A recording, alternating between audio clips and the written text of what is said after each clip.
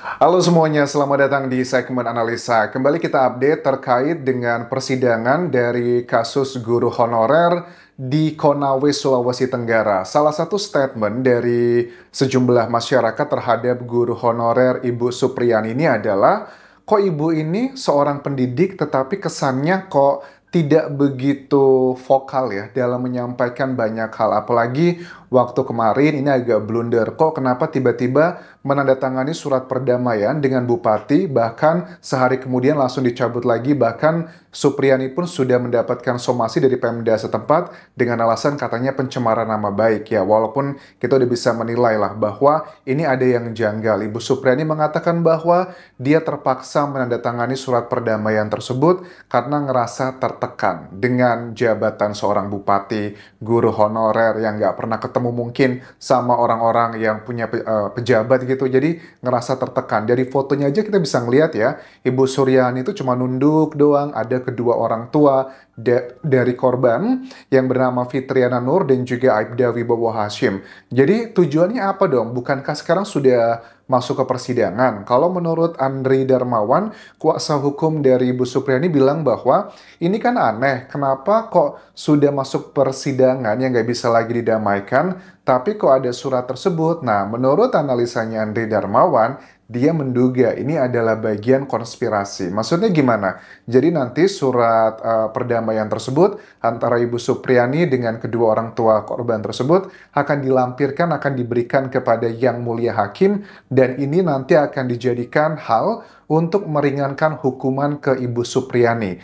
Jadi, menurut Andri Darmawan, sepertinya sudah disetting bahwa Ibu Supriyani akan mendapatkan hukuman tersebut. Tapi mungkin nanti akan dimaafkan, tidak dilakukan penjara. Jadi semuanya aman. Akankah diarahkan ke sana? Salah satu hal yang bisa ngejawab teka-teki ini dan juga kecurigaan masyarakat adalah dengan data ilmiah. Dan kita akan bahas untuk lebih detailnya keterangan dokter forensik Rumah Sakit Bayangkara Kendari, Raja Alfat Widya Iswara. Ini adalah bagian yang dari awal ngebuat kita masyarakat awam sudah mengatakan yakin itu beneran barang buktinya adalah sapu ijuk. Terus juga lukanya adalah di paha kanan dari putranya Aibda Wibowo Hashim dan juga Fitriana Nur tersebut. Tapi masyarakat awam, kalau kalian bisa cek dari pertama kali aku membahas video ini, kok lukanya aneh ya, nggak cocok nih. Kita orang awam aja ngerasa ini nggak pas gitu loh. Apalagi ditambah dengan keterangan dokter forensik yang juga sama, common knowledge-nya ini nggak pas. Tapi sebagai seorang dokter forensik, dia pasti tahu bagaimana cara menjelaskan kenapa terjadinya seperti itu berdasarkan scientific atau data ilmiah. Ini luka karena tergesek-gesek sehingga membuat melepuh. Jadi bukan luka bakar.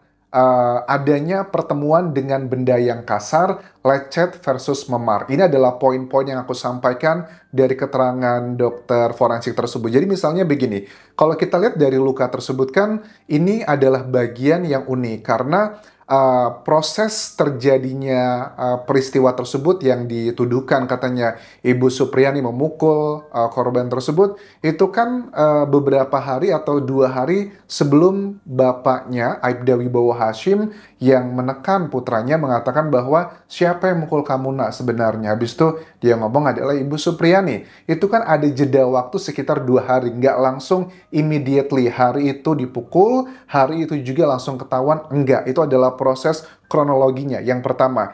Yang kedua adalah ternyata kan dari keterangan BAP dikatakan bahwa kenapa nak kamu dipukul sama Ibu Supriyani? Alasannya karena aku nggak menyelesaikan tugas, aku dipukul sekali pakai sapu tersebut. Tapi lukanya itu nggak masuk akal, dia kayak luka melepuh gitu loh. Jadi ini bukan luka bakar. Kalau luka bakar kan jelas kayak knalpot ya, langsung clear, ada jeda-jedanya dan sejenisnya. Lecet versus memar, ini adalah dua bagian yang memang menjadi potensi kuat apa yang terjadi pada korban ini. Memar itu adalah pecah pembuluh darah di bawah permukaan kulit.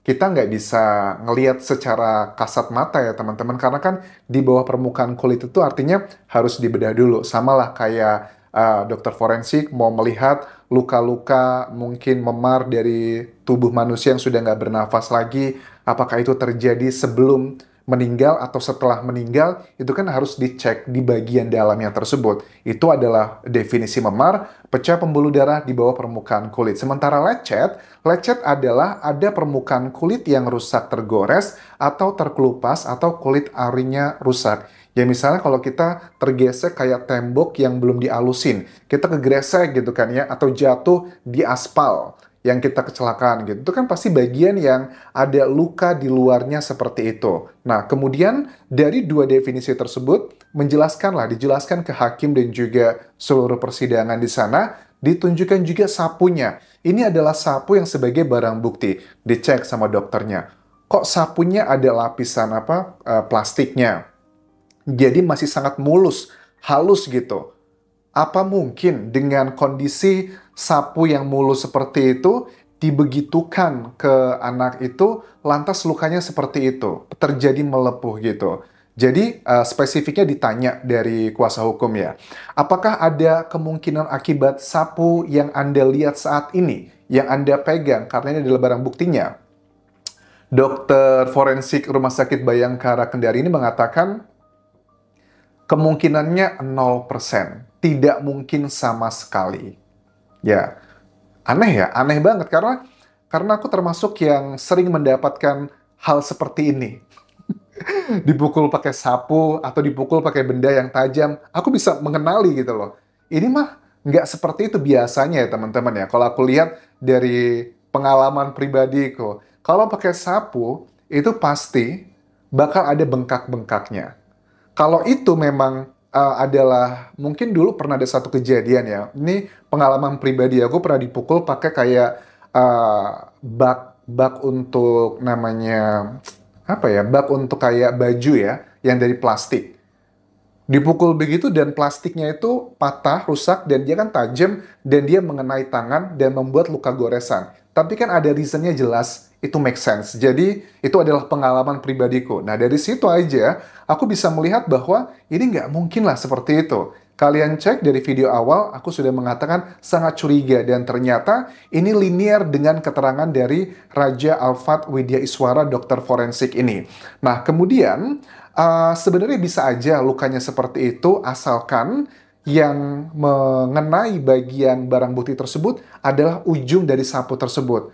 Tapi kan ternyata tidak seperti itu, bukan ujungnya yang terkena gitu.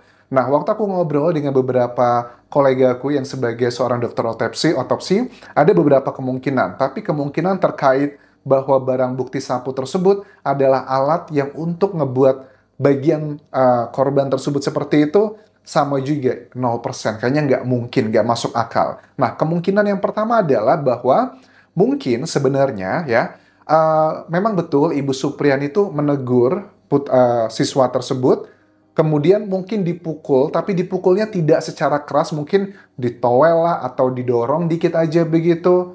Kemudian anak itu main-main ke sawah, karena kan ada keterangan awal yang bilang bahwa awal-awal dia bilang ke ibunya, kamu kenapa seperti itu? Karena terjatuh di sawah. Nah, dugaannya adalah karena mungkin setelah ditegur oleh gurunya, main ke sawah, kemudian gatal-gatal mungkin karena serangga, dan terjadilah luka seperti itu. Karena apa? Bapaknya, Aibda Wibowo Hashim, melihat luka di putranya seperti itu nggak di hari yang sama kejadiannya, tapi 2 hari setelah, sehari atau 2 hari setelah kejadian ya teman-teman. Artinya kan bengkaknya tersebut sudah lama. Bahkan juga aneh, kalau memang luka tersebut adalah akibat perbuatan Ibu Supriani, itu anak pasti bakal teriak. Bakal teriak, bakal nangis. Usia 7 tahun loh. Ditowel dikit aja udah nangis, teriak-teriak nggak jelas ya. Masa dia cuma diem doang? Apalagi ada teman-temannya juga di sana. Ditambah lagi menurut keterangan dari pihak kuasa hukumnya Ibu Supriani bahwa kantor bapaknya berdinas itu posisinya berada di depan SD tersebut. Itu adalah kejanggalan yang sangat nyata sekali.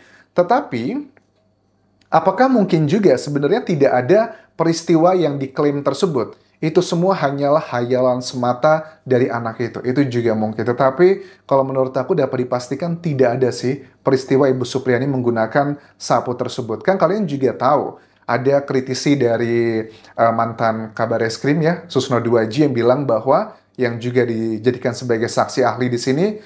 Kok aneh gitu ya, belum ada laporan polisi, tapi dari pihak penyidiknya atau siapa yang mengambil, itu sudah mengambil barang bukti sapu tersebut. Bahkan Ibu Supriani pun sudah dipanggil dulu sebelum ada laporan tersebut. Jadi ada beberapa hal yang sangat janggal di sini. Terus aku juga tadi ngobrol dengan beberapa kolegaku kan, kalau aku cek dari keterangan kepala desa yang juga dimintai keterangan dalam sidang kali ini, Rokiman ya, kepala desa Wanuwaraya, kan kepala desa ini juga mengatakan bahwa memang yang berinisiatif pertama kali untuk menawarkan uang 10 juta itu dari pihaknya suami Ibu Supriani.